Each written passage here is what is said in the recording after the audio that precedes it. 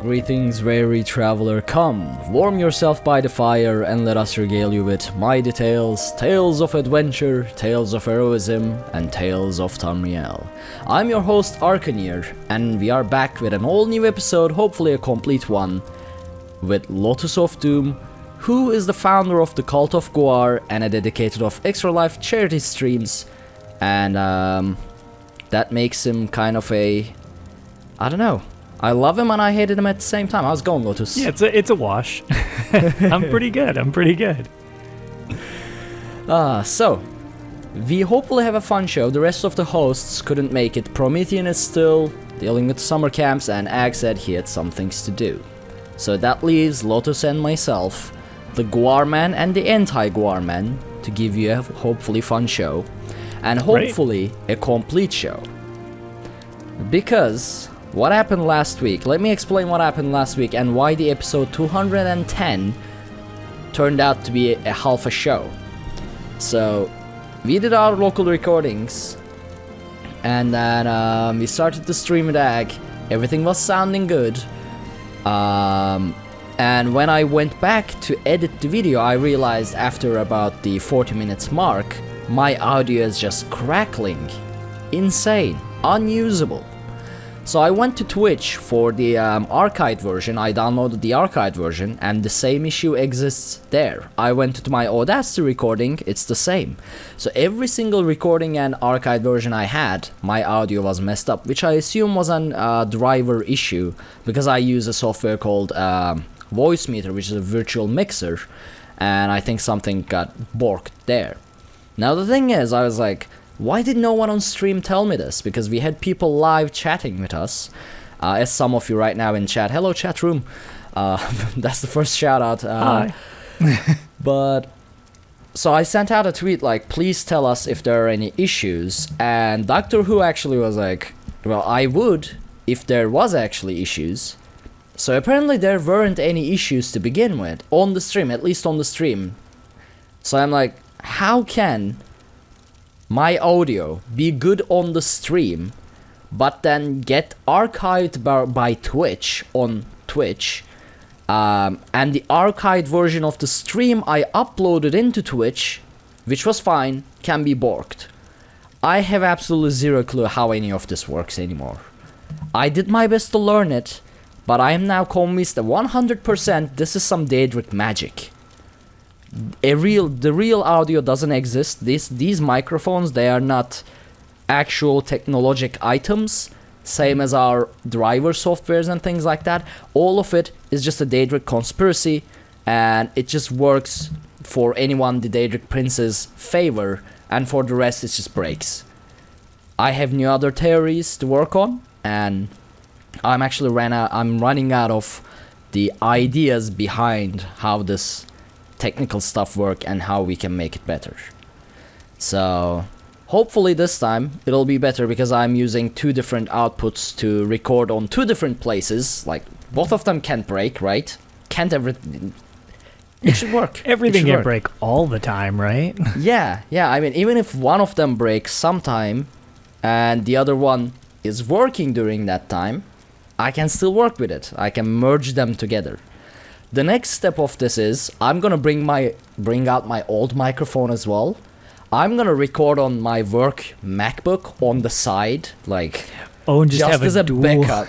Yeah, just as a backup PC recording of the backup recordings, which can't go wrong. Like, how at that point it's destined to not be a show because everything is working against you.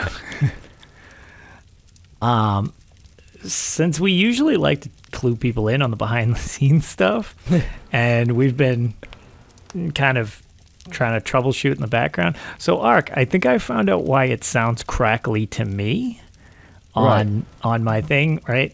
And I was like, my ping is a little weird to the server, even just, because we're across the world from each other. Yeah. Apparently, all of a sudden, my hardline connection decided that that's not good enough, so it went to Wi-Fi. Oh, okay, well, that'll do it. And I'm like, okay, when did this just happen? So, yeah, apparently I'm on my Wi-Fi all of a sudden, so I'm really glad these are local recordings, because what the hell is happening? Honestly, like, all this is not happening because we are amateurs or anything either. We've been doing this for a long time. It's like it's more of a curse at this point. It's not, it's like, well, I go into Google, why would it be on Wi-Fi? It's plugged into the wall. Like, it's plugged into the modem. Why would it go on a hard line and be like, hey, you're on Wi-Fi all of a sudden? I'm like, what is that about? Why are you doing this to me? I don't know. I'm pretty convinced we are just cursed. And it's because Aggelos, like, all the gold he hoarded finally turned into a curse, and it's affecting us. That's what it is. So, do dragons hoard gold in the ESO lore? I mean, I know Nurgaflurgle, whatever, the one from TES Redguard, had a whole bunch of gold, but is that like a thing in that series? I don't think it's like the D&D dragons or Lord of the Rings dragon, where they just sit on top of a pile of. Well, that's what I was curious about. If he was just angering them, and now with Elsewhere dropping, it's just like, oh man, they're all grouping up. But then again, every dragon in Skyrim had a chest lying with the burial ground. So, but that chest, I don't know if that chest belonged to the dragon or the dragon priests that are usually just chilling in the coffin there, waiting for you to hanging out. Yeah, just hanging out until a dragonborn comes, so he can just pop out of the coffin like, whoa, how many thousand years has it been? You trying to read my word on the wall? Nah, man. Get out of here. Man, I just want the gems from the chest, man. There'll be no literacy in Skyrim. Get out. You cannot learn these words just because they're mine. But yeah, so hopefully catastrophes will be set aside, and you'll actually get a full episode without everything being destroyed all the time. Mm-hmm. Time will tell. Indeed. And chat room, for those who join us live, if you notice any problems in the audio, anything, even tiny small bit, like crackling, something like that, let us know, because it's usually a very easy fix, if we are aware of it. If we are not aware of it, boom, it's gone. So, as much as we like create fail saves on our end, sometimes all of them fail.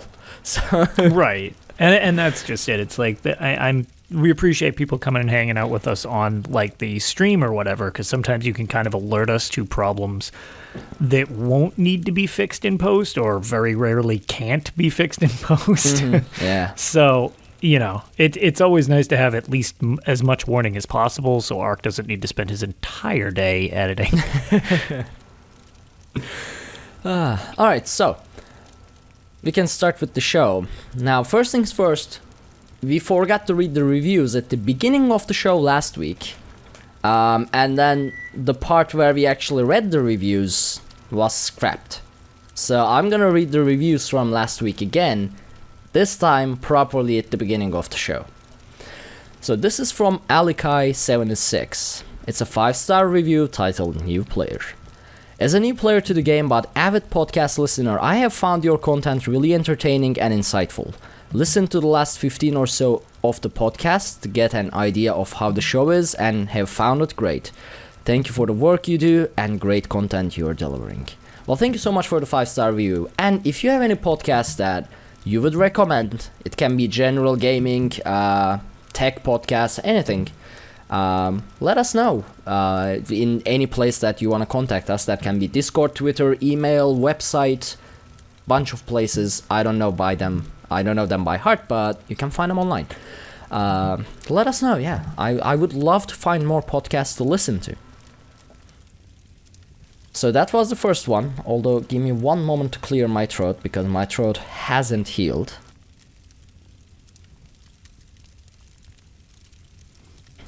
Alright, well, the stream probably heard that because I forgot that I'm using a different driver on stream. But my own local recording should be fine. So the other one, this is a long review.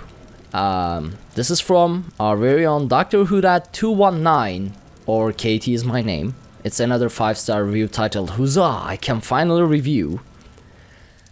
I can't believe it's taking me this long to write a review. So I've been listening to this podcast regularly for a few years now, and I'm a fan. I've been playing Elder Scrolls Online since launch on PC 5 years ago, and I've listened to quite a few ESO podcasts throughout the years, but this is my all-time favorite ESO podcast that's out.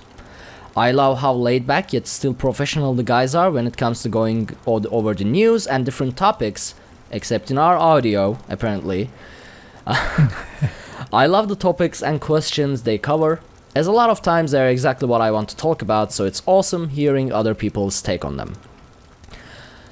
See, up until this point, the review is fine, and I really appreciate it. This is where it gets wrong, in all kinds of ways.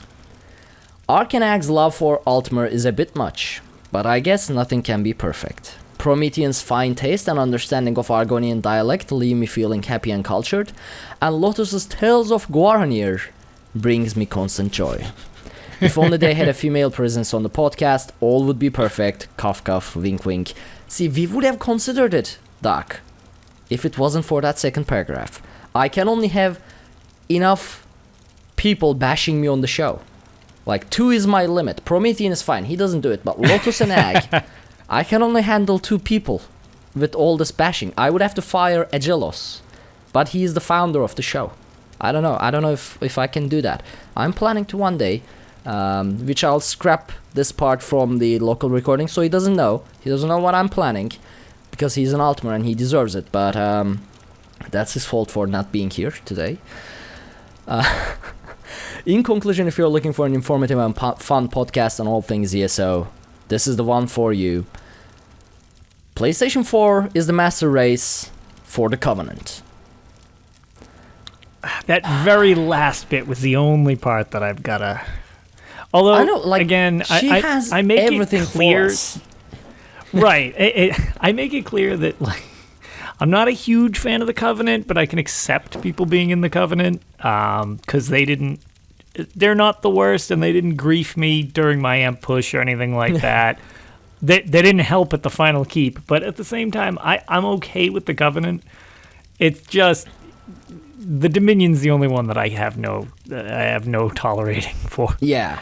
I mean, I cannot tolerate that. I always say, out of the 3 candidates for the Emperor, I love the High King Emeric most. Oh yeah, he is great character in game. Yeah. Like he's fantastic. So Iran is just, well, it's an Altmer, so there's no need to discuss it. Skald King, he's a warrior, yes. Yep. But he is not a politician.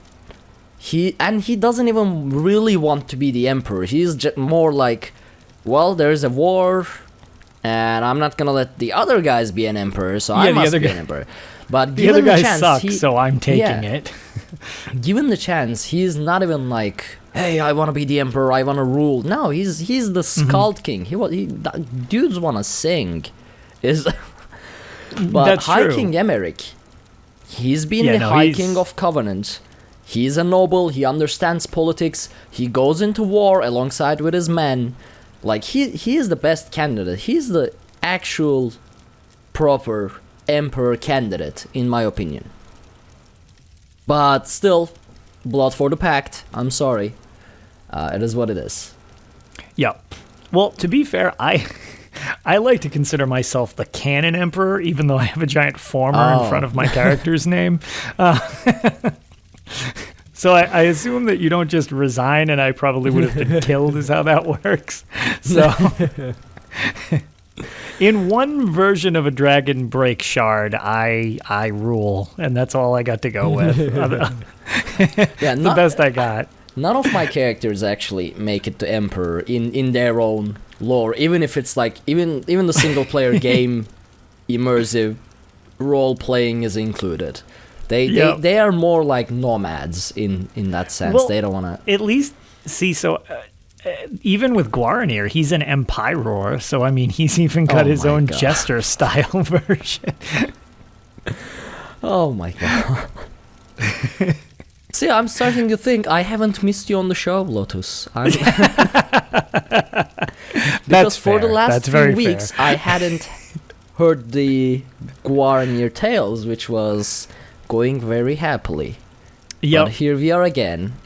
Yep, he's certainly not gone. He Yeah. been distracted with other stuff, but he still exists. He's actually almost entirely geared for vet dungeons. Nice. Yeah. Well, not nice. That means you'll have more tales. Oh my goodness. Yep, he'll be good and raring to go very soon. Actually. It is what it is. It is what it is.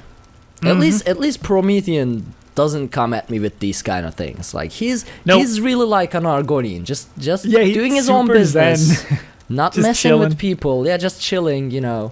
Even Listen when to the his histories. neighborhood is on like fire and the chaos is raining over the neighborhood, and he's like, okay, well, it happens. Yeah, it happens. Yep. High on his sap. It's good.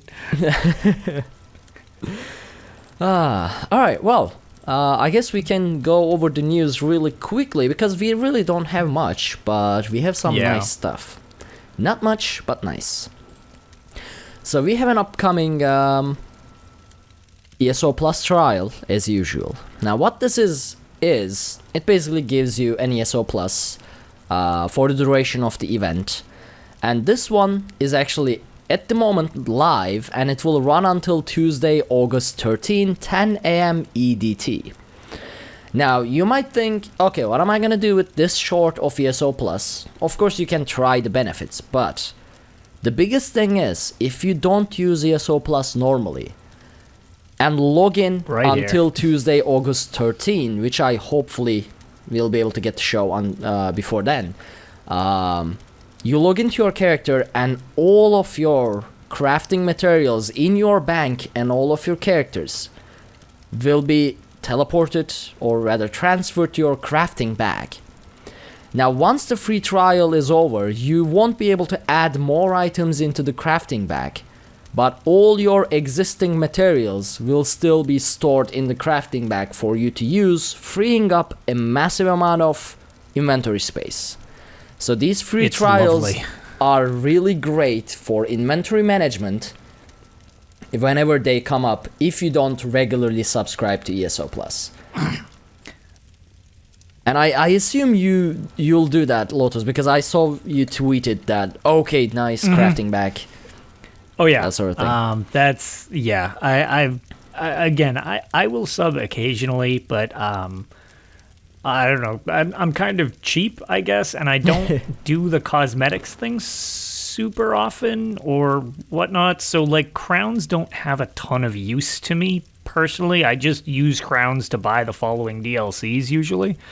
So then I can just play them whenever. And now that you can gift things, so I can basically pay people real money who like to sell crowns, I can now just buy the expansions as well. So I just pay for them in gold because I have people in guilds who have more, crowns than they do gold, and I'm like, well, I usually have more gold than I do crowns, so I'd rather just do it the other way. Every now and then I will sub just because I'm like, well, I haven't subbed in a while, sure, why not? Or my inventory's a mess, so I just feel like not dealing with it. But I don't consistently sub, although I do regularly talk about how amazing the crafting bag is, because it is. So like during this event, I will be doing all of my surveys because they'll go straight into that crafting bag. Oh, that makes sense. And yes, the other thing that is super useful, other than getting access to DLC you might not have, which is great if you just want to blow through some stories or whatever, but I don't like rushing, so I would not suggest that. You might miss some of the good storytelling. The one other thing, other than the crafting bag, that I always suggest is if you want to do housing or modify anything, you get double the space in your house currently with ESO Plus. So my places are always basically filled to a level with ESO Plus, However, if I don't have ESO Plus, if I pick something up, I can't put it back down because I'm so over capacity.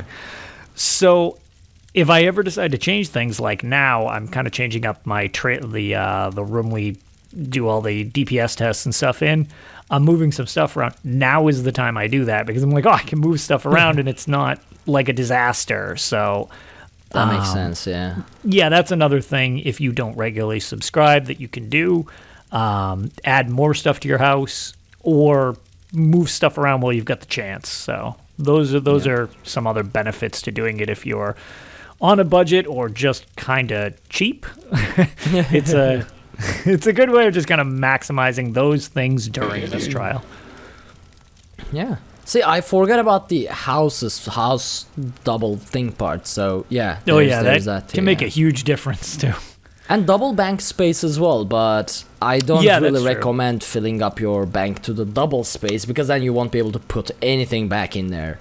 Right, and so much of it's going to be auto taken out and put into your craft bags anyways. Yeah. It's pretty unlikely you'll be able to fill it that fast, and you're just like go on a trials binge for every set in the game or something. See, that's my bank is full at 400. Oof. Because of the surveys, writs, and furnishing. It's just that I can understand. Yeah. I have those kind of sketchy containers you can have in your house that hold stuff. I just stuff all my extra alt set gear in there, and then like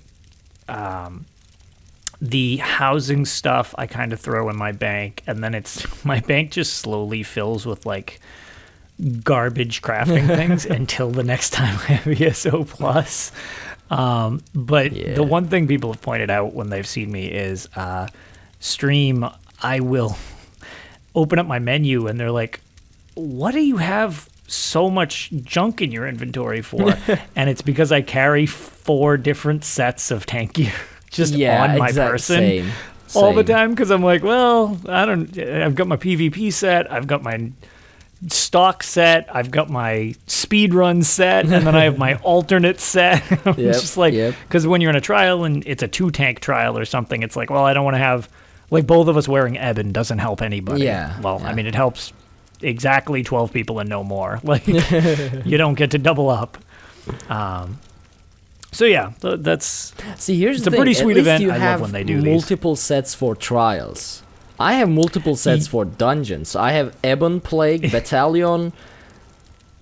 I forgot. Oh, jeez. No, I know what you mean. Because I do. I've got Ebon Plague, Toregs. Right, Toregs. Alkosh. Actually, I haven't used Toregs in such a long time after they nerfed the one-handed. I actually just started using it again recently because Alkosh is glitching out recently. I don't even believe it works. I don't like Alkosh either, but some of the trials guilds that I'm in, I mean, I've got a new one that seems much better, but I've been in some seedier guilds where it's less user-friendly. It's kind of more of the toxicity thing that we always talk about is kind of not helpful. So it's, pretty aggressive with, well, wear this or get out type of deal. Yeah. And when I want to clear, I'm like, whatever, people. You can complain all you want, and then when I have to res all of you because you're dead, like, I don't want to hear you complaining about my sets. But, like, I will bring Alkosh in, not recently because I believe, I'm not sure if it's all of them, but in Sunspire I know it's been having issues proccing. Like, it just doesn't work. But, like, it's not useful in small content, really. It's not useful. It's just much harder to get its uptime to stay up. I mean, Alkosh is, from my point of view, Alkosh is useful when you're killing a bunch of things because it's an AoE fracture. It's an AoE minor fracture. Right. And during dungeons, it's got its use. But during dungeons, when you are fighting a crowd, it's usually just trash pool just melts away anyway. And bosses are most of the time single target. So, Correct. like, I don't really feel like I'll utilize Alkosh in dungeons. And I don't really run trials because getting 12 people together in European mega server has been difficult for the Drunkenborns. Tell me about it. I was going to say, I've been trying to practice in Sunspire Vet is enough of an issue for me. Just getting a group that can all run at the same time, and everybody's like, well, I haven't run with you. I don't know who you are. Are you bad at things? I'm like, sure, I'm the worst. I have no idea. Who you are. Yeah, exactly. So it's like, all right. 41 who watched that game. Yeah. So, you know, it's there if people need it. I get why people like it, but that's definitely, for a long time, that was wear Alkosh. I'm like, I don't want to wear Alkosh. But I can, if I have the full set on me, I can post it in chat and be like, yeah, see, I'm totally wearing it. And then I'll put on a real set and be like, no, it's totally on. Yep. So... See, yeah, there it is, the set. Yeah, exactly. But, yeah, so there's our tank talk. Yeah, I mean, we were talking about free trial, and yeah, there you go. Oh, yeah, inventory space. I was like, I don't know how we got here. It's good. I mean, maybe we should start a section about our builds and theory crafting, because hold on, see, okay, this is gonna go a bit more into tanking talk, but have you tried the Honor Guard or the elsewhere craftable tanking, or rather healing set, but I feel like I could use it for tanking as well. The one that summons the horse of Cadwell, Sir Cadwell. I have not. I just actually heard about this. I kind of want to try this too and just mess around with it, but I have not yet. I haven't done anything with it. Right. Although... So it's called Cold Harbor's Favorite. Just to remind everybody, the 5th bonus is when you heal yourself or an ally, summon Cadwell's noble mount Honor, who after 2 seconds casts a healing spell on you and allies around him that heals for 14k over 4 seconds, which is a nice heal. When you damage an enemy, summon Cadwell's noble mount Honor, who after 2 seconds explodes, damaging enemies around him for 12k magic damage over 4 seconds, can be summoned every 10 seconds. So I'm like, I mean, when I'm dealing damage, it's a nice bonus as a tank, it's a little bit of extra helping out. And when I'm like spamming vigor all around, it can summon the horse and heal. The only problem is you can't choose. Sure. But, I mean, whatever. It depending upon how it feels, that could be pretty useful. Yeah, and it's craftable, so no grinding always involved. Nice. Yeah. That's what I always love about Torags. It's like, ooh, okay, well, actually, one of them... I lost. I've only ever gotten one pull of an Alkosh shield. It was just my back bar never even had an Alkosh shield. But I lost it. I don't know if I somehow sold it or deleted it, or it had one of those glitches where you put it in the box and then for some reason it's not there. Yeah. I can't guarantee that it wasn't just user error and I was like, oh yeah, I don't know what I'm doing. I just threw it out because I wasn't paying attention. But, like, I cannot for the life of me find it, and I've checked on all my alt characters in case I was just pushing it around to move stuff. I have no idea what I did with it. So, probably if I actually run...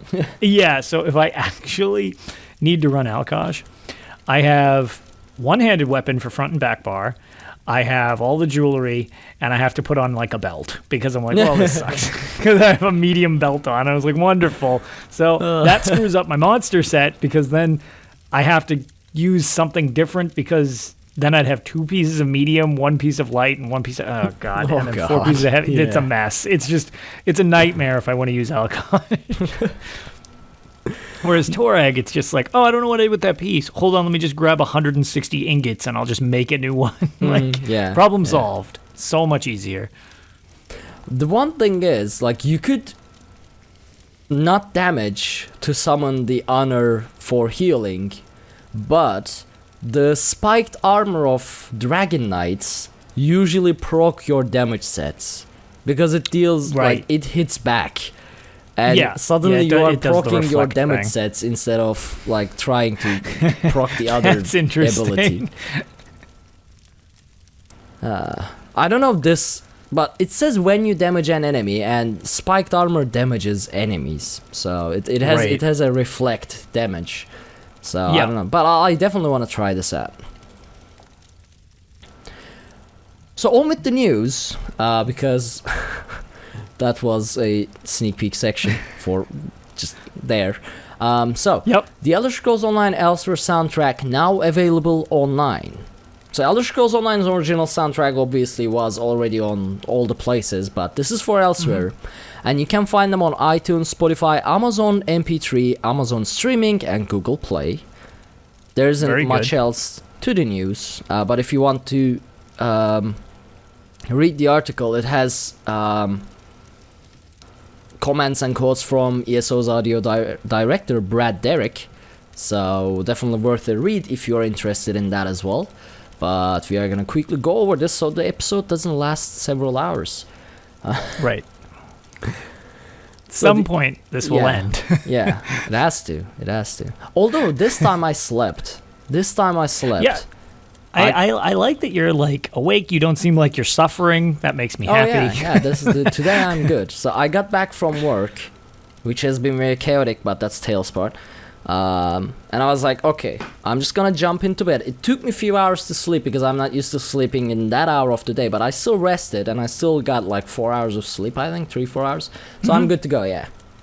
All right. So the main part of the news is the Orsinium celebration event, which is active at the moment and will run until August 19th. And it's as usual every other DLC celebration event. It involves a sale on the DLC itself, which is 60%. So if you're not a regularly subbing person, you can grab it during the sale and then play it forever. Right. It also, of course, involves the double rewards from harvested crafting nodes, daily quests, daily missions, as well as the Maelstrom Arena. So if you're after any of the weapons from the end of Maelstrom Arena and you are an unlucky person, this is the time to run it, so you get double rewards and double your chances. Yep, you can get 2 resto staffs now instead of just 1. Yeah. See, the luckiest person I know is Ophelia. She made so many people angry. She ran Maelstrom for the first time, and she got the lightning staff on the correct trait. People were so angry. Like our dungeon group, Geo, he was pissed. He was going crazy because he was farming the same thing, and he was like 50 runs of Maelstrom without a drop. And Nika just got it on her first time, and he was like, well, a lot of non-family friendly words were exchanged. Well, it's kind of funny because, shout out to Delta912 from, he's on my stream quite frequently. He's one of the people who DPSs for me. And a bunch of people were blowing through VMA a while back. And one of the people had just finished it. And he had kind of never really bothered because he was like, well, this is just irritating. And he's like, I already dropped 35,000 damage. Like, what do I need more? He's like, it's fine to overkill, but he's like, I'm not going to grief myself to overkill this.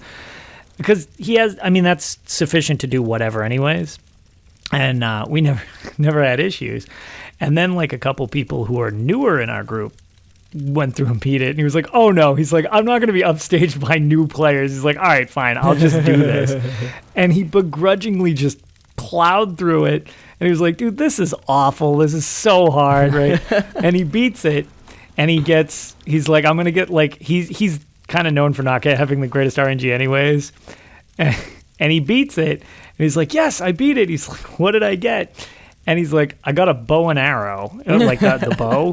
He's like, I'm switching because he was a Mage DK. He is now a Stam DK because he's like, I'm not running that again. So he changed his build entirely to be a Stam DK. I understand, though. I understand. Yep. He was like, nope. And then, ironically, it was right around the time that Dark Elves switched from being Magicka heavy to Stamina heavy. So, well, at least. Yeah, so it was kind of funny. By the game kind of backhandedly not giving him what he wanted, he got kind of something he didn't know he wanted. Because now he drops more damage, and he's like, my rotation is so much simpler than it was before, and I do more damage. He's like, I feel like I'm cheating. I was like, yeah, well, I guess it worked out in the end. But see, you gotta trust in Zenimax, okay? Yes. They know what you need before you do, so they don't give you what you want, but what you need, so you do what you, things like right. that. Yes. Oh man, I still haven't completed Veteran Maelstrom once because I only tank, and I completed don't do normal Maelstrom Arena. I completed normal Maelstrom Arena on a pure tank, but like legit pure tank, not even a helper set, just pure my usual tank, and it was oh my goodness. It's slow. I can't imagine it on Veteran. I just can't. It's 31 hours was what it took me. What? 31 hours was how long it took me to beat it on my tank, just to prove that I could beat it on my tank. In hindsight, I tell everyone, don't do that. That's stupid. Yeah. And it's also why I stand by the fact that I'm not necessarily good at the game. I'm just obnoxiously persistent. So people sometimes mistake that for talent. It's just... I don't know. I mean, it is a true tanking characteristic. Like, it is a true tank characteristic. That's true. You just throw yourself at the thing until the thing happens. And you just outlast I worked at it the for, thing. I think it was right around a month. I would just play until I stopped having any degree of fun, and I was like, all right, I'm done for today. And I would put it down and I would go back to it, and I just did a cumulative timer because originally, this was way back with Morrowind was when I did this. Because people kept saying, like, oh, you can't, you have to do it on a DPS. It was like, don't tell me how to play my game. I'll do what I want. And yeah, I just did it chunk by chunk. And from talking to people in their first runs, the most brutal ones, everybody gets stuck at different things or whatever. The Rink of Frozen Blood, good God. Yeah. That is a pure DPS race, though. I mean... Yeah. It is. That's what I was going to ask. How did you pass the Ring of Ice? That's the one with the trolls just breaking the ice thing, and you are now stuck dying, yeah? So... you need to basically start working on killing the trolls where they're going to spawn before they spawn. Because the second they come through, you need to already be teeing off on them because your damage isn't high enough to just melt them. That's just not how it works. So it's you can dig your way through it up until the final stage of that, where... Again, I've never done it on a DPS character or anything like that, but by what I understand, the burn phase of that, you basically lose all the platforms no matter what. It can't be helped. So that's where you're supposed to burn her. What I had to do was juggle shield stacking in between hitting her, and since I had so much more health than a normal character would, I could delay the frost water from killing me, but it was still unbelievably hard to do that because it does so much damage so fast. Yeah. And since I one of the things I always run on my character, which do not do this in dungeons when people don't know that you... Don't tank as a werewolf because you can't hold aggro like that. So don't do that in a group thing unless people know you're doing that. I basically had to do as much damage in my normal form as I could up until I was about to die, and I flipped to werewolf, which gives you all of your stuff back as a dragon knight, so it fills basically all your bars. And then I had to try to burn her with my tanky werewolf thing before I froze to death in the water. And I don't know, it took a lot of tries and a lot of failure before I actually managed to do it. I mean, even when like you are explaining this 2 years after the actual event itself, actual occasion itself, I can hear the soul leave your voice. And some of the other ones, like for the majority of them, a lot of them, it's just kind of practicing and doing, it's repetition. You learn where the things spawn and stuff. The Rink of Frozen Blood, I know a lot of people get very held up on the, what is it, the Vault of Umbrage or something like that. It's the one with the poison stalks that come out of the ground and basically insta-give you. One benefit to being a tank, they don't insta-give you. You can almost always get to the water, which was a lifesaver. Yeah. But that final thing, the Theater of Despair, when I watch people who are good at VMA and they go up and they nuke the boss and it's like, oh, I did it in two runs going up at the top and then I jumped down just to break it, or I did it without having to even jump down. I had to go up and down, I believe it was 17 times or something like that. Oh, because I could do so little damage. So it became just, my damage was so low, it was just a matter of, I can never screw up a single mechanic, otherwise I die. So I just have to do this to perfection.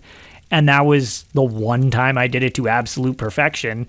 It was just up, take as much damage as possible, roll back down. You have to avoid the crematorial guard. You drag the stupid little clan fear around, get to the rune, back up to the top, whittle down a stone. And it was just rinse and repeat over and over and over again. Because when you do 4,700 damage per second, it takes a real long time to whittle things down. Oh, man. I'm just going to stick with running veteran DLC dungeons with pugs as my self-inflicted pain. Yes.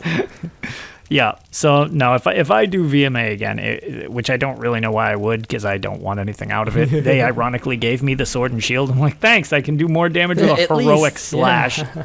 Yeah, I was like, well, the irony isn't lost on me out of what I got out of this. It was like, I kept it, though, just because if anybody's like, it's right in the bin next to my title that I don't use, but I get to say I have.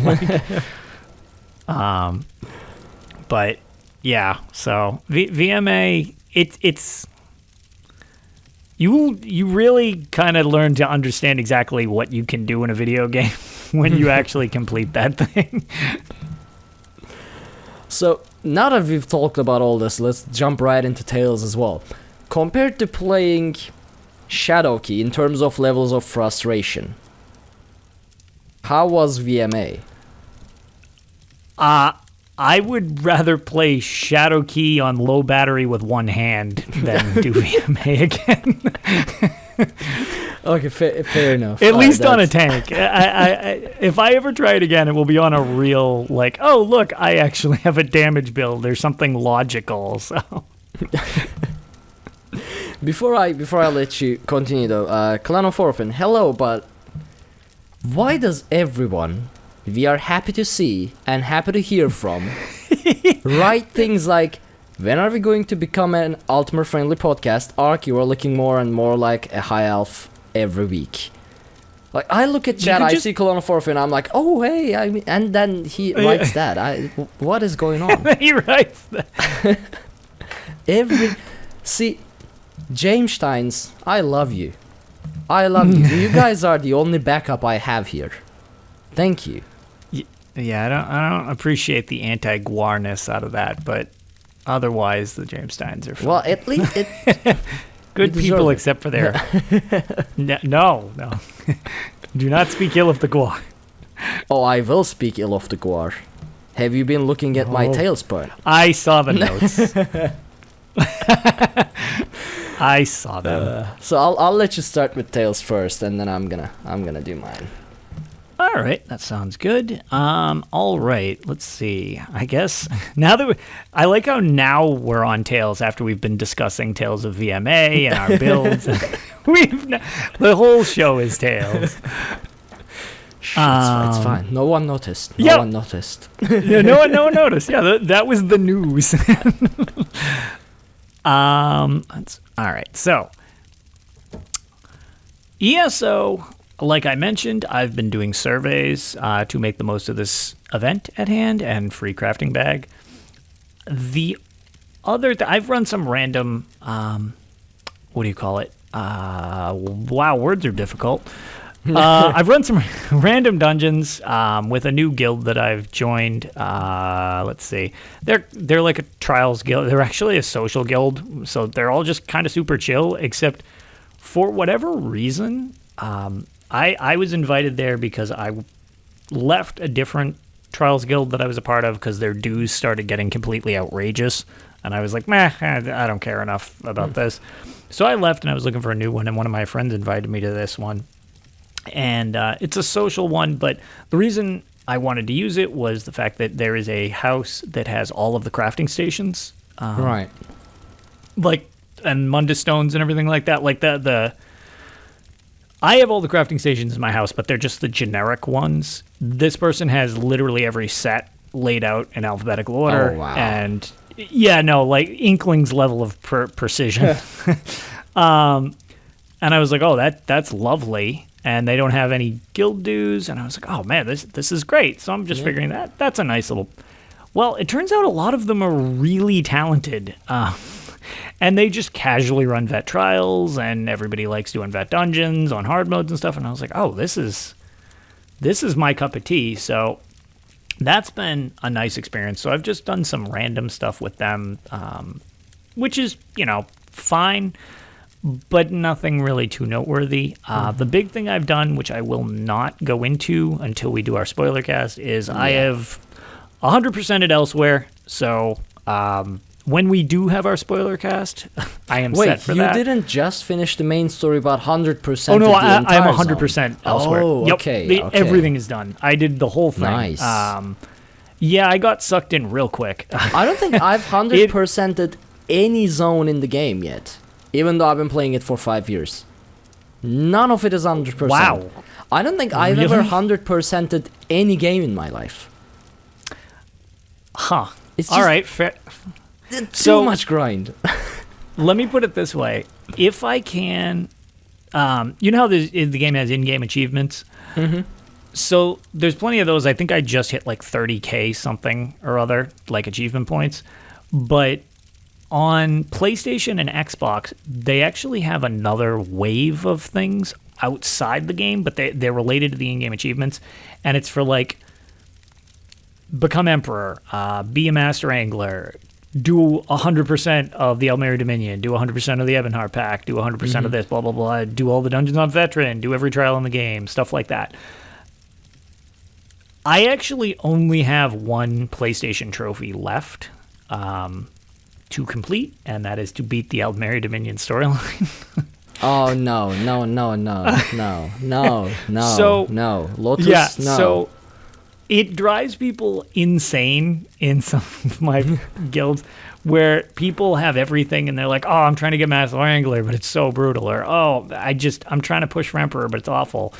And when they saw that, they were like, you only haven't beaten the Elmeri Dominion storyline? And I was like, no, I hate them so much. I don't want to do their storyline. So good. If you look at my profile, I have 99% of everything done in ESO on PlayStation. And the only thing I haven't done is the main quest for the Elmeri Dominion, which I'm considering maybe doing at the end of the...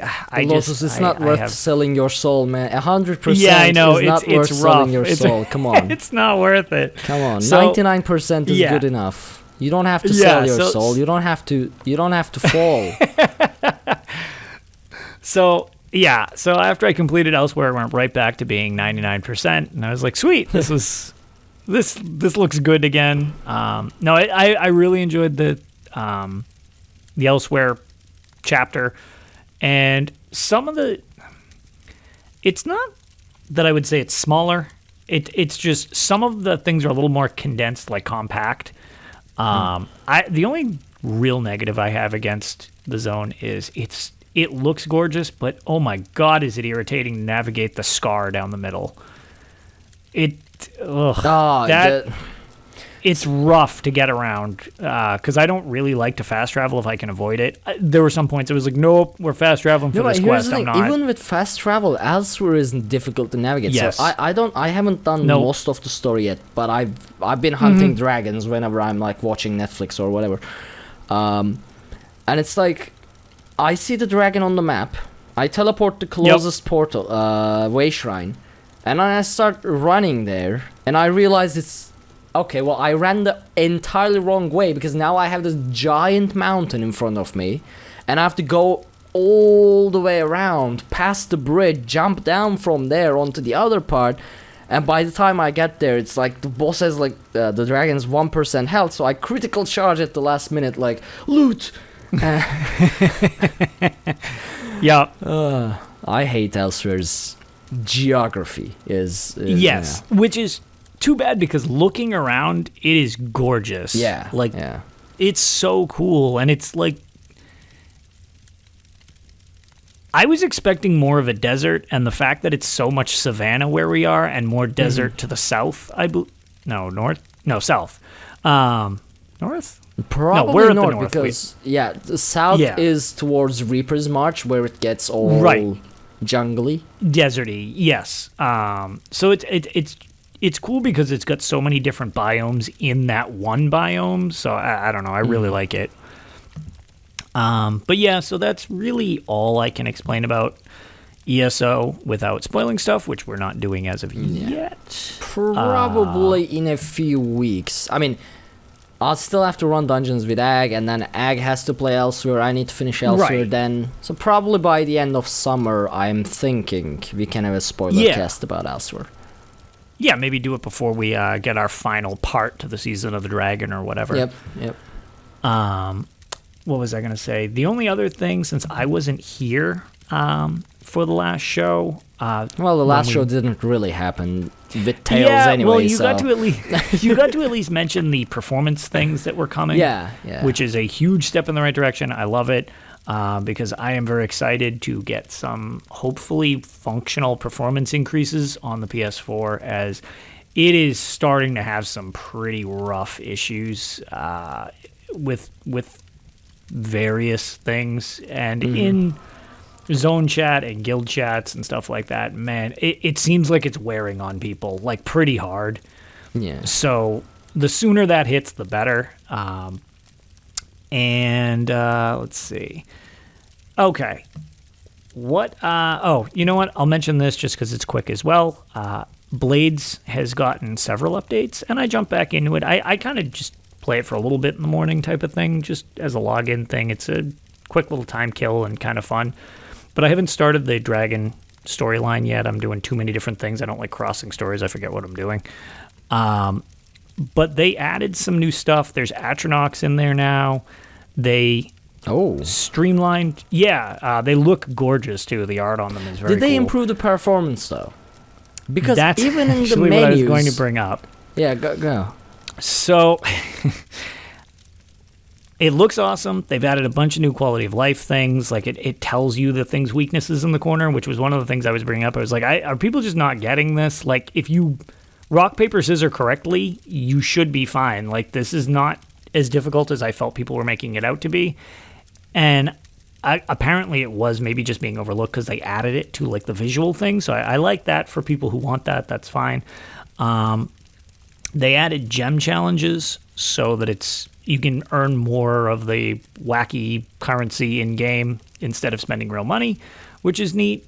But the game has noticeably started to run like crap on my phone, actually. Oh, man. Then I'm not even going to attempt it. If it's running crap like on your phone, then it's... So I originally would have an occasional hiccup or whatever.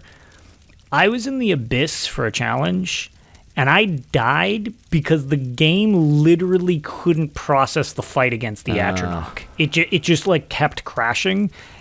And then I died because it thought I was still playing and the game was frozen. I'm like, okay, dude, like that's not cool. Like, so it's all right if you do. I mean, I'm overpowered for pretty much everything except the abyss, which just perpetually gets harder and harder and harder, which is fine because I can hold my own for quite a while in there.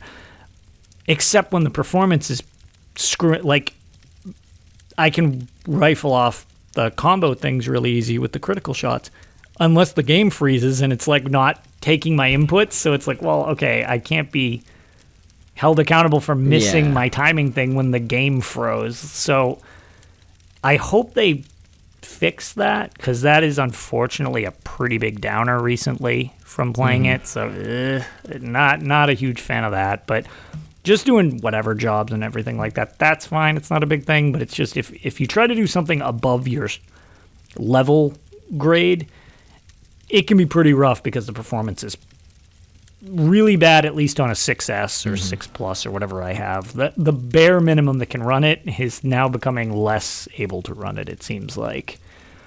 Yeah. So I was already having issues, so I guess now I won't be able to launch the game even. It'll just burst into flames. Yeah. So that is gonna bring me to what you made reference to earlier in Shadowkey. I've posted pictures since I can't stream the game or anything like that. It's not that everybody would probably just get motion sickness trying to watch me play that thing anyways. But just strap like a GoPro to your face and like I have a GoPro that my friend gave me because he was like, I want to watch this and I'm not going to play this. But the screen is so tiny and it reflects light so poorly. I tried like putting it on my shoulder and you can't even see the screen. It's just like a glare reflection. I was like, there's just no way to show people this product. You just gotta hold it in your mouth, like. Yes, pretty much, and then lean over it. Like. So I basically have been continuing to post pictures. I just post screenshots of it. Well, I just take with my phone. I just upload them, and then I try to retweet it from Tales just so more people can see it, because you don't need to follow me to see that stuff. And I know that some people have found amusement in this. So I've done a lot in Shadowkey because, as I said, there's this weird, sick fascination where, as bad as this is, I also sort of kind of like it. Like, if this ran on something that worked, I feel like people might actually enjoy this game. It's just how poorly it runs that's the problem. But last I left off, hopefully I'm not repeating anything, but last I left off, I was in Dragonstar, which kind of looks like butts, but you know, what can you expect? Because there's only so. Well, Dragonstar is split into two regions in this game: East Dragonstar and West Dragonstar. It is enormous and takes forever to get around because it is just so huge. And there's an invasion from Skyrim while you're going through it. So you're dealing with all of that at the same time. Dragonstar has a Fighters Guild, the Fighters Guild, the Mages Guild, and the Thieves Guild. So all three of those are in the game. Okay. And in terms of the old school thing, you can only be you can be in one or the others. That's it. Like, okay, so the logical way of doing it. Yes, you're on the outs with the others. And I tried jumping around as I'm a knight, I think is my class in game. Basically, it's just I use a sword and I use an axe and a shield, and I wear whatever armor gives me the best stats. I have literally zero magicka in the game. It is all health regen, and stamina. I have no other capacity to do anything.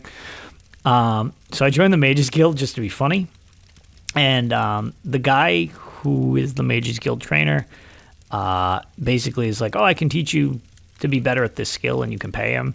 And he gets real angry if you don't have that skill, which I thought was kind of funny. So I left the Mages Guild, and I joined the Fighters Guild, and they could train me in something that didn't seem like it was that useful or whatever.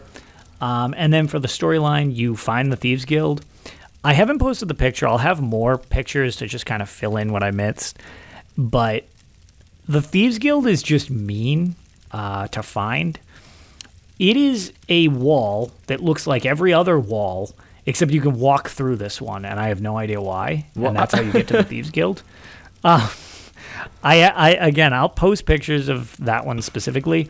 But you just walk through one of the walls, and it's like, oh, you found the Thieves Guild, and it's just like this hideout in the middle of it. And I'm like, oh, man, okay, amazing. I literally just started humping walls because I didn't know where to go anymore, and I just walked through one of them. So I'm like, oh, wow, okay, that's rough to hide a mission critical thing in the middle of like an invisible wall. They have a fighting pit for some reason. They tell you about how it's a death match I just went through and murdered everybody. And that was the end of the quest. And their champion, I just thought was funny. They're like, he's undefeated. My first thought, if it's a death arena, everyone's undefeated until they die. Like, of course he's undefeated. Like, that seems self-explanatory. I mean, you lose once and you're pretty much not around anymore. So, but that, so that was the Dragon Star section of the game. I had mentioned the Star Teeth thing that you collect throughout the game, and you're supposed to collect 5 of them. It turns out that's a lie. When I made the joke of, like, I'm not sure how long this game is. It just seems like it keeps going. Well, when I collected the 5 Star Teeth, I find out the mage was lied to, and it was misinterpreted. It's actually not 5 Star Teeth. It's 7 Star Teeth. Great. So the game's even longer than the 5 length that I was already implying seemed really long. So it turns out I need 2 more of these Star Teeth, and I wasn't as close to the end of the game as I thought I was. So I have cleared 2 more quote-unquote regions. There is a multi-level cave called Lothnar or something like that. And when I say multi-level cave, I made reference to the other caves, like the Frost Caves or whatever, where like it was just god-awful jumping puzzles on these narrow paths. Well, this one, you can't see down because of the weird camera. But some of them have lower platforms that you need to just kind of instinctively know are there and walk off the edges. But if you walk off the wrong edge, you die, and because it goes into a bottomless pit. That place was a nightmare. But I went through that. That place didn't have too much of note, I guess. And then you go to another ice cave because I guess they ran out of assets or something. So you go to another place called the Glacial Crawl, which this place I did want to discuss because, one, it gave me the 7th Star Tooth. So the next time I play the game, I am pushing toward the end. I should actually have beaten the game by the next show if I have any time to play at all. Or they are like, surprise, there's 12 Star Teeth or something horrible like that. But so the Glacial Crawl, which I don't know if I've posted any pictures of really. There are, it is got a wall when you walk in of just all these switches. And you need to put in one of 2 keys, and they open these random doors throughout the Glacial Crawl. But you have 2 keys, and I think it's 10 switches. So you have to juggle which keys open which doors to get around. And you have to open a door and then find the other door that's behind it and make sure that that door is also open to act. It was... I don't know if I got lucky that I got through it with only a couple screw-ups or if it's maybe more forgiving than I realize, but that was very confusing to try to keep track of which doors go to what, and they just have these crappy little symbols on them. But all the enemies, I'm pretty sure, I've never seen these in canon before, but it looks like it's filled with White Walkers from Game of Thrones. They're just blue ice dudes wearing that chainmail thing like he looked like in the show. They literally look like White Walkers. I don't know how else to explain them. But I cleared that place, and the final portion of that place is... Have you ever heard about the lore bit where the Dwemer used to, or I think it was the aliens, used to have airships? I think you actually see it in Morrowind, don't you? There's a quest around the airship, something like that. I remember it. You board one in the Glacial Crawl. It's crashed into the ice. It's just straight up in the game. It looks terrible because engage, but at the same time, super weird. Like it looks like a giant wooden / Dwemer boat with a pair of wings on the side. Yeah. And they show a little picture of it in one of the still frame cutscenes of it just like flying in the clouds or whatever before, it crashed. So that's really cool that I found the airship that, it's in the game, I guess. Like, and I know there was one actually, now that I'm thinking of it, I believe there was you fight briefly on an airship in, what was that? Redguard.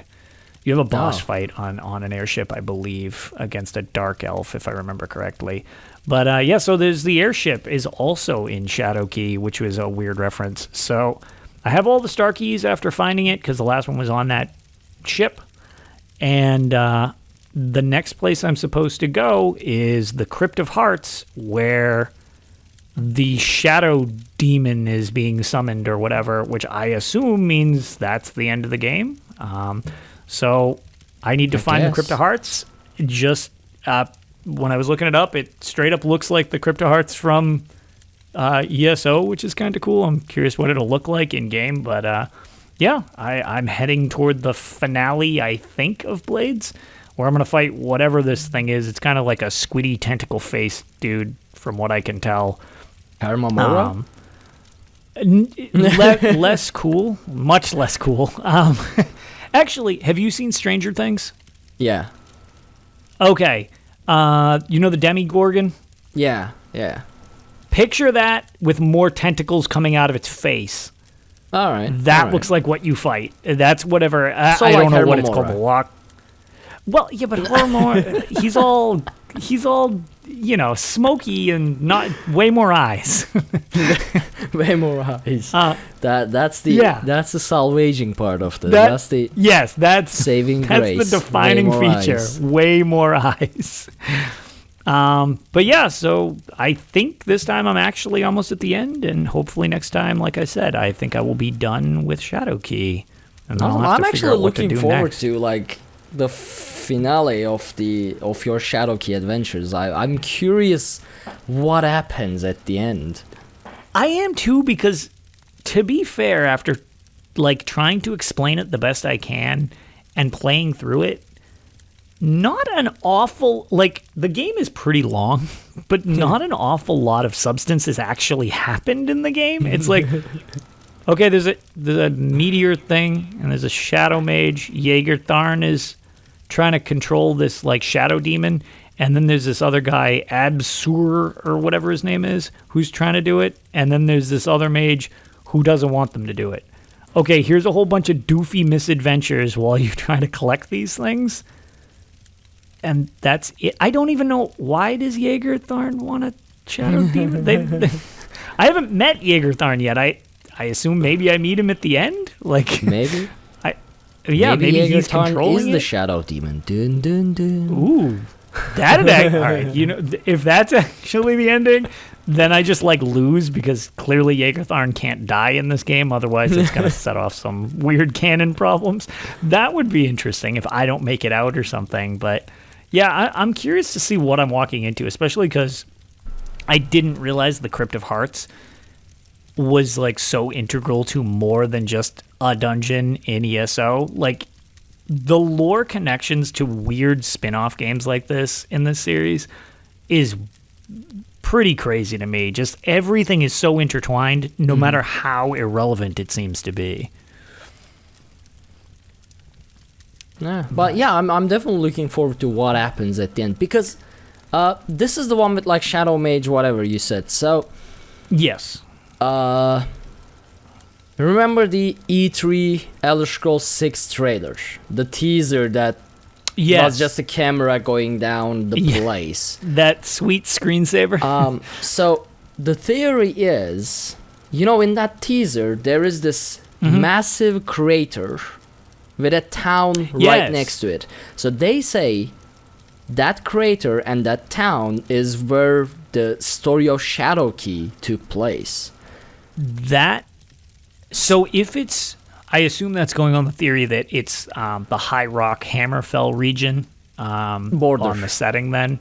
Yeah. Because Shadowkey, I mean, Azra's Crossing, where you start, the little village you start in, and then you like move up into Dragonstar, which is obviously right in Craglorn, and then it's got the border of, you don't actually go, well actually no, I think Fearfrost Caverns, you travel up across Craglorn to get to Skyrim. Like you're all right in that region. So Right. I could totally see like them being like, oh yeah, it's that because the crater's right outside Azra's Crossing, which is like at the three-way junction type of thing between High Rock Hammerfell and Craglorn, and then you go way north past that later in the game or whatever. But yeah, that would be kind of cool if turns out Shadowkey is just like this huge influence, or TES6 is actually just a remake of Shadowkey. Ooh. See, now that would be upsetting. You just played the entire game on an Engage, suffering. Right. Just to replay it again on the new consoles. It's and damn it, guys, I already know this story. Tell me a new one. Shadowkey becomes the next Skyrim, getting re-released on every, I know. every platform. I just keep We're You going to get a release this Shadowkey. gem again for you guys. Man. Oh man. But yeah, so that is it for me. Hopefully I will have a conclusion for everybody next time. All right. Well, I'm gonna start with repeating my tales from last week because that part of the show doesn't exist. So we managed to, with Drunkenborns, we managed to finish Veteran Moonhunter Keep hard mode as well. And turns out Scalecaller Peak is not the most frustrating hard mode.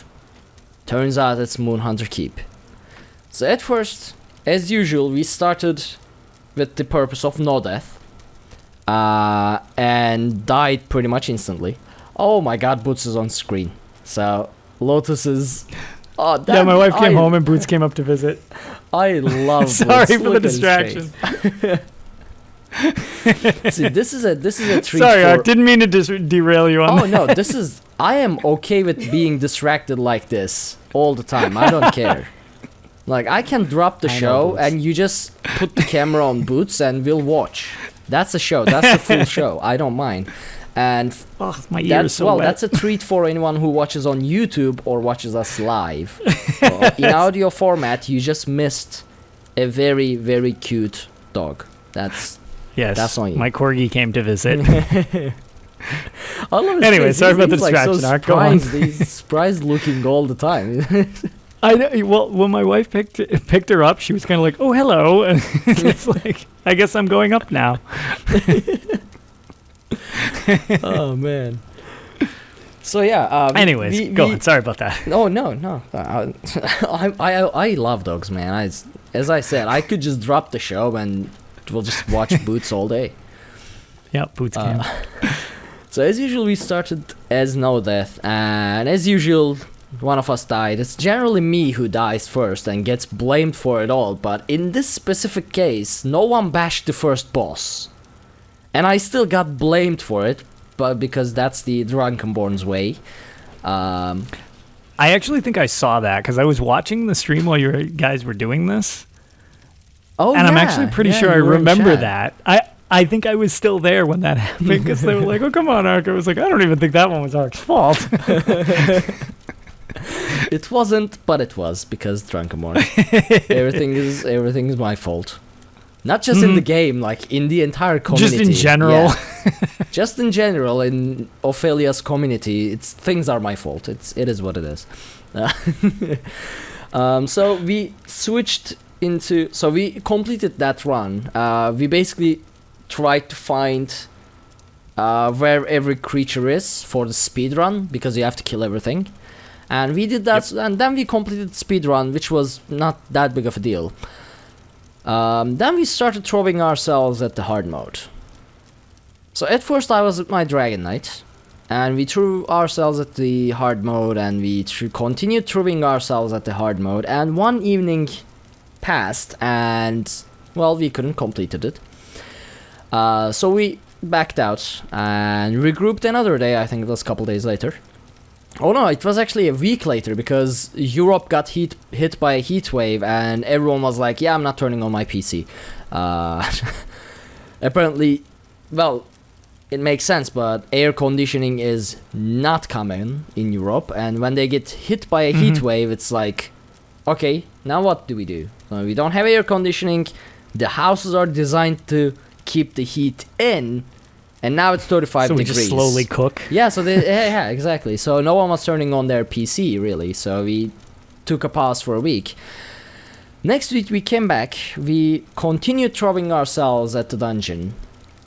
We couldn't finish it again. Then came the third day. Actually, no, second day I brought my necromancer. Because I thought, okay, DK, I can... Every single time, by the way, we dropped the boss to like 20%. Between 20% to 15% we die.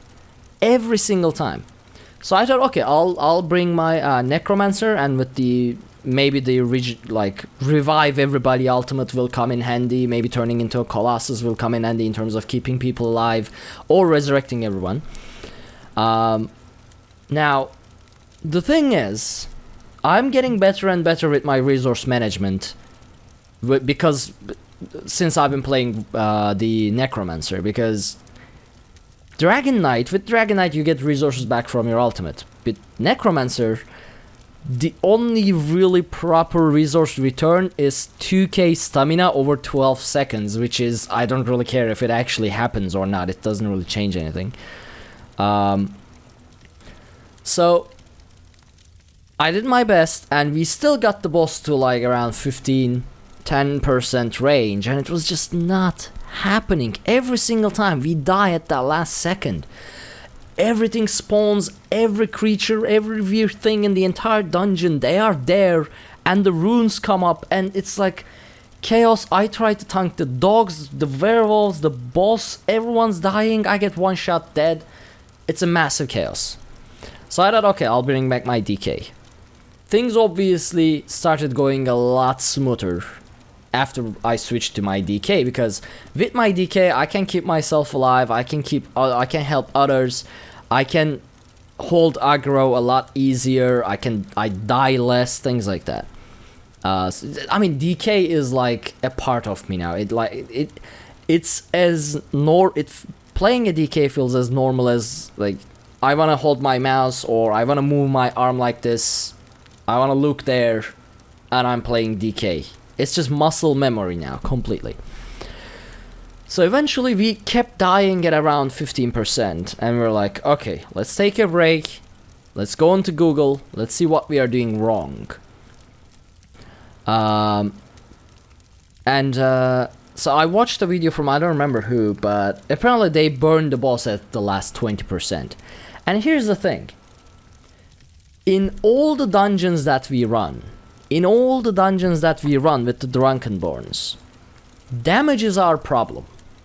We usually die because we are dealing too much damage, and we end up spawning every boss sequence back to back, and we just get overwhelmed and die. And we usually, in most boss fights, we have to like, okay, slow down, let's not get killed, let's not go overboard. For whatever reason, for 3 evenings straight in Moonhunter Keep, for whatever reason, I don't know why we did that, no one questioned it. No one said, okay, let's try burning the boss at 20%. Even though up until that point, every single dungeon, we just burnt the bosses and sometimes died because we burnt the bosses. In Moonhunter Keep, no one stopped and said, okay, let's burn the boss. So I watched the video, and it was like, in the video they were saying, burn the boss at 20%. So we started the fight, we came to 20%, they started dropping ultimates at the boss, I pulled the boss and the dogs, taunted them. 1.9% health, I died, got hit by one of the dogs' one-shot attacks. I died, runes spawned at 1.9%, so I'm in the floor, I'm dead.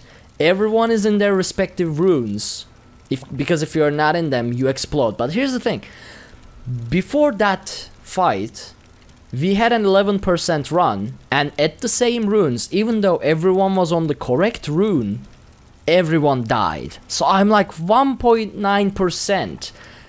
That cannot happen. I was panicking. Everyone was panicking.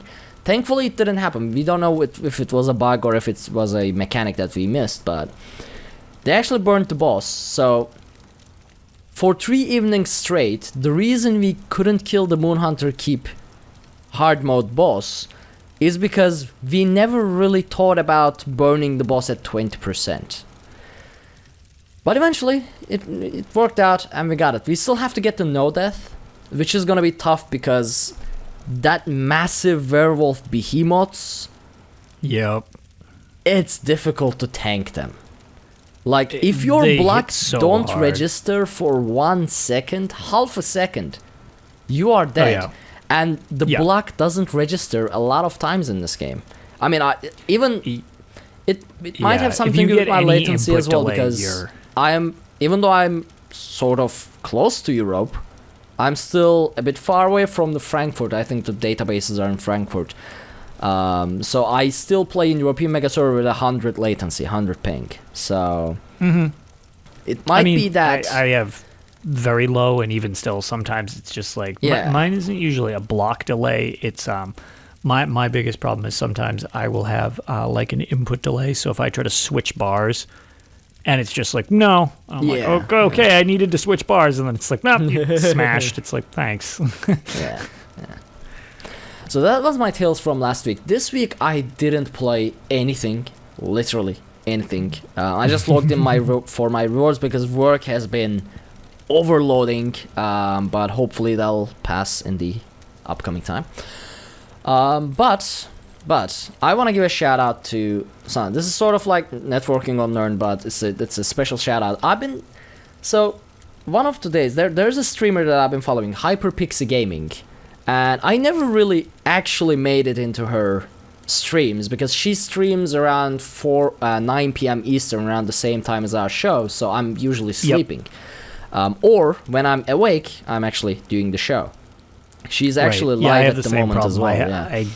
Yep. She's super nice though. Yeah, she is amazing. She's amazing. And one day I was awake and I went into her chat and I was like, "Oh yeah, I finally made it." And she was like, "Oh, this is Arkhaniir from Tales of Tamriel. Everyone, that's an amazing podcast. You should." And I was like, "Yes, someone recognized me." Because up You did until it, that Ark. point, it was the first time. I don't know if it's the name Arkhaniir because it doesn't mean anything, and there is no real pronunciation or spelling of it. Yeah, but it's so that's yeah, pretty but, I mean, memorable of a name. when you say even here when you say Arkhaniir, people don't know how it's actually written because it's a made-up word. And the way Sure. I created it is I was trying to come up with a character and I was like A, L, no, K, nah, R, okay, AR, ARK, okay. So I just constructed it letter by letter. So, and I found out that Hyperpixie Gaming, she is absolutely amazing. Her humor and the way she's really hyper. She has a huge energy. And I love her community. Because for the first time, in a chat room, there are other people who hate the Gwar. And James Stein, I see in chat, he already recognized her. And James Stein is there as well. I am there. And people from her community, most of them also apparently don't like Gwar. Even she thinks Gwar is weird. So I'm like, I found a home.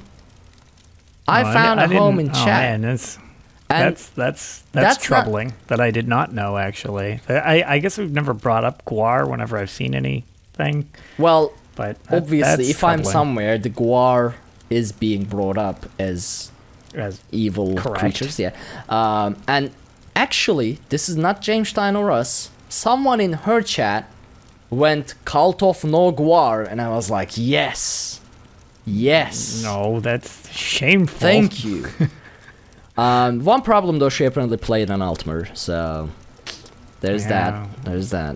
Like, every single person who has this amazing side turns out to have this problematic Tamrielic side as well. Like, she thinks Gwars are weird, but then she plays an Altmer.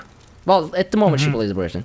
And then Doctor Who That, she makes that amazing review, and then she just bashes us. Kalanophorofin goes in chat, like, calling me Altmer for the last half an hour, which I'm trying to ignore, but it happens. It's like, what is going on? But yeah, Hyper Pixie Gaming, she's absolutely fantastic. Yep. That brings me. Do you have a networking on Nern? Because I think this is a new one. I do, actually. There we go. Double networking on Nern this week. I was going to say, we'll stack it up today. I like it. I like not being the only one doing this. This is good. So, all right, hold on. I need to bring this up. Sorry, I'll be ignoring chat for a minute because I was way too lazy to write this, so it's just in my notes on my phone. So, it's been a little bit of a gap since the last networking on Nern, but this is almost kind of like the final part of the trifecta of ASA podcasting, who I've become kind of friendly with. A couple weeks ago, we had talked about a Skyrimatic podcast, and then I followed it up with the Lore Book podcast, a Skyrim book club. And this is kind of the final one. I got first introduced to them. Many of them are hosts or guests on a Skyrimatic podcast. So they group together, and this is... I want to preface this because this is not actually my thing, although I do know a lot of people in the community like this type of thing, so I figured this would be more useful to everyone as a whole. But the biggest ringing endorsement I can give for this is absolutely not my thing, and even I actually like listening to this. So I guess that should really say something about the quality of it. It is very not PG, so you need to kind of go into that knowing this. But it's called Skyrim 10 AD, and it is hosted by Colin. He's the DM, and it is basically a D&D version recorded of them playing through a campaign that he wrote and kind of came up with rules on how it works in Skyrim as an engine, but also he runs it as a tabletop D&D game. Nice. Yes. It seems like it is very well done. Now, I am not a D&D player. I'm not an RPer, but these guys do obviously play quite a bit because they have a good rapport, but it's also kind of neat because they have a couple people that cameo as like a temporary person on the show or somebody's that aren't kind of super into this, so they're doing their best to get involved with it. So it's a full spectrum, it seems like. So kind of give you a brief synopsis of what it is. It's campaign is set 10 years after the Dragonborn defeats Alduin, so it's like 12 or 13 years after the opening scene of Helgen, because it revolves around the Helgen area and Falkreath and stuff like that. But it's not them like, I'm the Dragonborn and I'm so-and-so. It's a group of the four of them as a main cadre going through trying to retrace the steps of what's happened, because there's kind of no record of the Dragonborn after this point. One of them is obsessed. She's a wood elf. She's trying to track down the Dragonborn because she's like obsessed. She's a bard, so she's like obsessed with the Dragonborn and all the lore around him. I'm gonna sing about you. Yes, and actually, her breaking into song has been quite funny at several points because the person who plays her notoriously has rolled like critical fails when they're trying to be super heroic, which is pretty funny. But then there is another person who is a Nord, and you're slowly filling in his backstory. But I don't want to give away too much of the story itself, because that's kind of the point of listening to it. It's been going on. It is in a Skyrim Attic podcast feed, but they're also on their own feed in and of themselves, because they kind of, it seems like from what I can tell, they've actually got a little bit of traction. And they do they try to keep it to like 1 hour segments, but they, record in bulk, obviously, with their sessions of the game. And they put them on YouTube and everything. But so the easiest way to find them is actually, in my situation, is you can find them through a Skyrimatic podcast, but look for Skyrim 10 AD. It's a podcast style, but it's also on YouTube, kind of like we do as well. And the other thing that they do, which I do like, other than, them doing their roles and role-playing to the degree that they do, is they have some cool background audio, which I just wanted to shout out because they like to make a note of. It's called tabletop audio, and that's where they get their music from. And it's kind of neat because when they go into battles, when they go into battle sequences, it literally plays battle music like you're playing the game while they're recording. So it's got like a neat little production flair to it as well. And yeah, again, nice people, because everybody over at a Skyrimatic podcast, ASA podcasting, they're nice people, pretty chill dudes. Like I said, it is very not PG. It's not like overtly, aggressive, but I mean it's. If you've ever seen me stream, it's how I talk on stream, only with probably slightly less swears than that. Honestly, I am surprised we can keep you PG here, Lotus. I feel like it's taking an effort. I have to. That's why I try not to say a lot, but that's usually me covering for my Boston swearing. So that's a little behind the scenes from how I speak. But yeah, so they I definitely recommend it because, like I said, that is not my scene. That's not my thing. And I kind of look forward to that popping up in my feed because it's a pretty interesting listen. There are quite a few episodes in. They're ahead on. They run a Patreon as well, which you can find as a link on their a Skyrim Addict. I'm sorry, on their Skyrim 10 AD. It's just in the release cadence of them producing episodes, you get a faster release schedule of them if you want to donate to their Patreon or whatever. So I believe he said, this was actually a couple weeks ago when I was in talks with him. They've recorded, all right, so they're 37 episodes deep, actually. And I believe I'm on episode 20 or so. So no matter how you find them, there is a decent backlog to get into. So you can get a good grasp on the story, see if it's your thing, see if it's something you might like to listen to. But I would definitely recommend them. Again, that's kind of an avenue I have very little experience with, but I really like it, and I know people enjoy... what's it called? Critical Role, I believe it is. Yeah. I think some of my... Okay. I was shown an episode or two of that. Think that with a Skyrim flair to it. Mm-hmm. So you get to stick within your Elder Scrolls lore from people who seem to know it pretty well. And yeah, you kind of just travel along with them. So definite shout out to them. Give them a try. See if it's your cup of tea. Mm-hmm. I mean, I play a lot of tabletop RP. We have our own group, but I can't really watch it, at least Critical Role, because first, there's a massive backlog to go through with Critical Role, but Critical Role is also at the top of online tabletop role-playing. They are the peak. They are as top as it gets.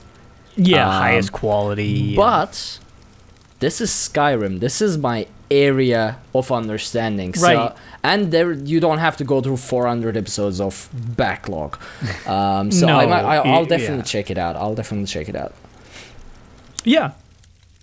Because I definitely, at the start, I'm not going to lie, I did not. I was like, ooh, this is kind of cluttering up a feed that I already listened to because I'm not big into when people cross. It's like, oh, is this show and that? Super pleased they actually did put that in their feed, because then I was like, oh, I never would have given this a chance, and now I'm really glad I did because I enjoy listening to this. Yeah. So if there isn't anything else you want to add, that brings us to the end of the show. Yeah, I think so. All right, well, where can people find you and your extra life? All the good stuff. So I am Lotus of Doom on Twitter. I am, as you can see in the chat, that would be me typing in, and I look like it's Lotus of Doom. There's a 0 instead of a O in the word of, but it's essentially Lotus of Doom on Twitch as well. I'm hoping that within the next week or so, I can start streaming.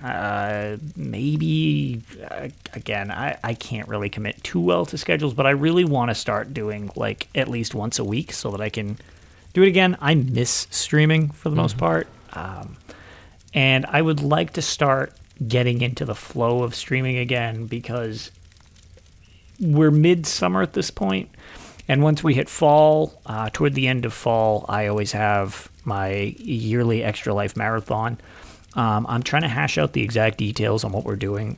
This year might be a little different. Usually, well, the last 6 or 7 years, I've done a 24-hour marathon nonstop.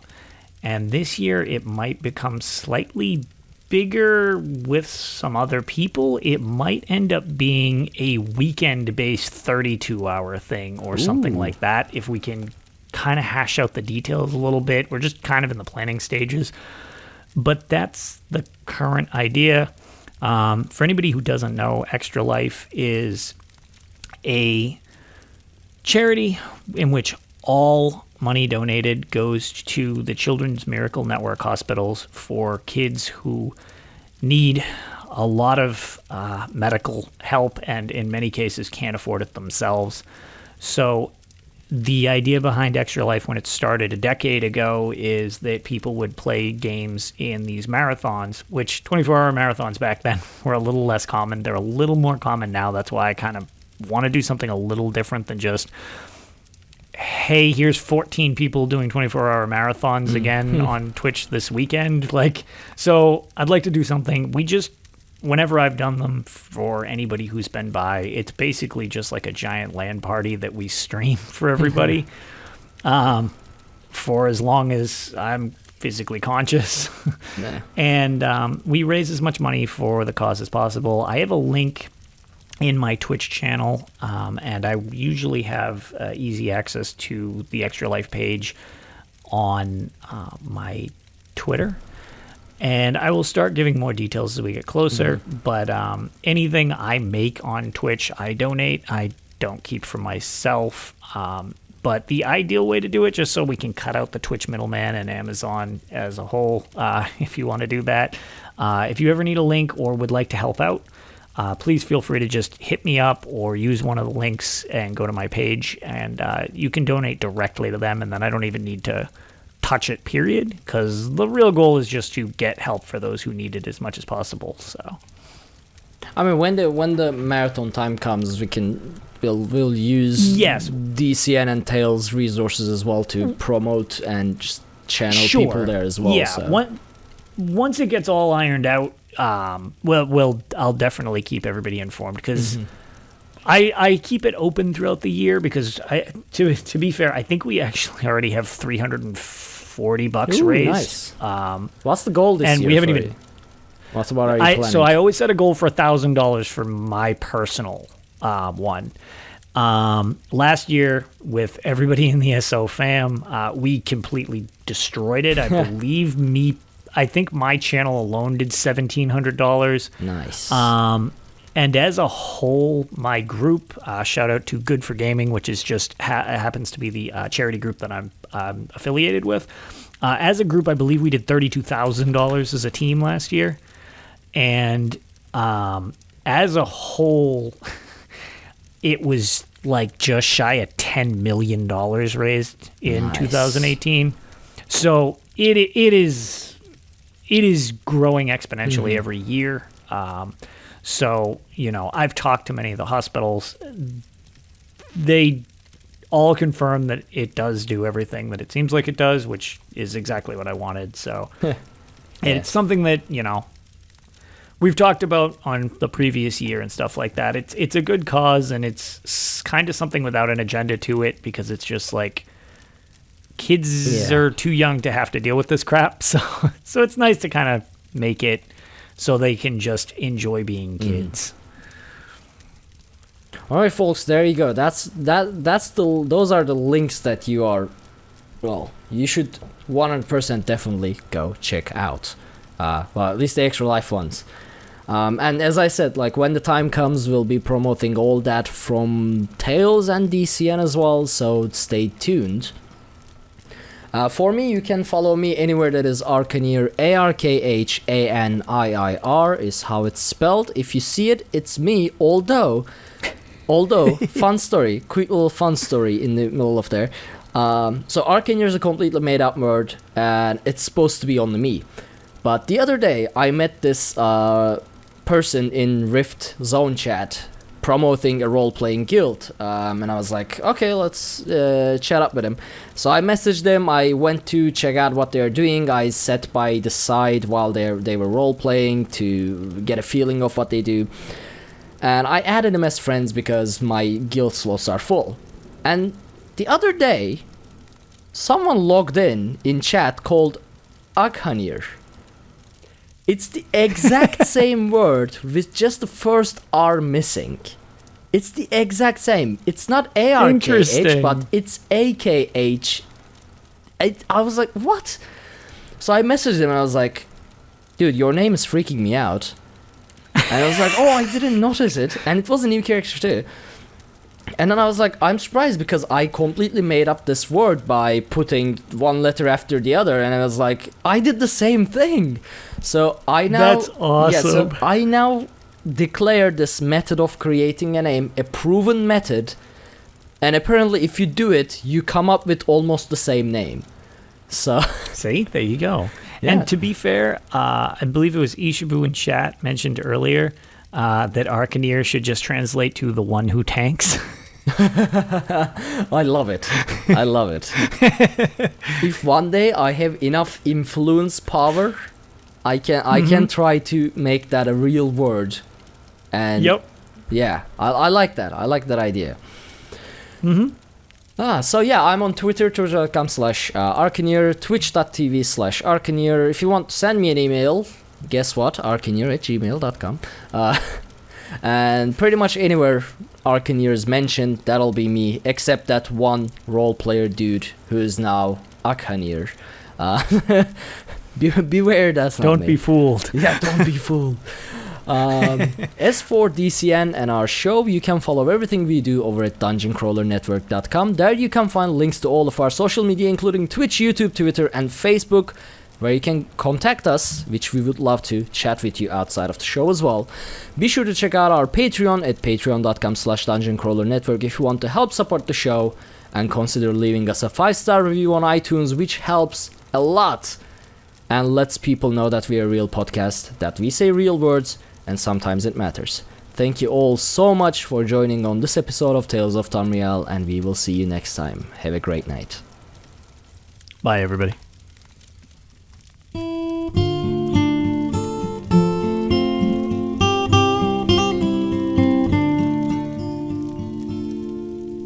When Akatosh slew Lorcan, he ripped his heart right out.